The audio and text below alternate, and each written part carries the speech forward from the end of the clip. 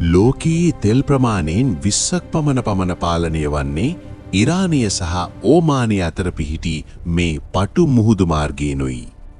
මෙහි පටුම ස්ථානය කිලෝමීටර් 33ක් පමණ වුවත් ලොව දෛනික තෙල් අවශ්‍යතාවයෙන් 1/5ක්ම ගමන් කරන්නේ මේ හරහායි. ගල්ෆ් කලාපයේ සිට ගෝලීය ආර්ථිකය බලගන්වන ඉන්ධන ප්‍රවාහනය කෙරෙන ප්‍රධානතම මාවතමයයි. මෙම වැදගත් මාර්ගයේ පිහිටා ඇත්තේ ලොව වඩාත්ම නොසන්සුන් කලාපයකයි.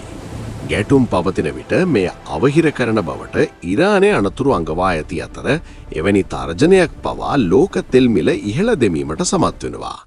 මේ නිසාම නාවික හමුදා මුර සංචාර මගින් මෙහි ආරක්ෂාම නිරන්තරයෙන් තහවුරු කරනවා. මෙම මාර්ගයට විකල්ප ඉතා සීමිත බැවින් මිහි සිදුවන සුළු අවහිරයක්වත් ලොවපුරා භාණ්ඩ හිඟයක් සහ ආර්ථික අස්ථාවරත්වයක් ඇති කළ හැකි. හෝමුස් සමුද්‍ර සන්ධිය යනු ලෝක බලශක්ති සැපයුමේ තීරණාත්මක මන්සන්ධියක් වන අතර මෙහි ඇතිවන ඕනෑම ගැටුමක බලපෑම මුළු මහත් ලෝකයටම තදින්ම දැනෙනවා.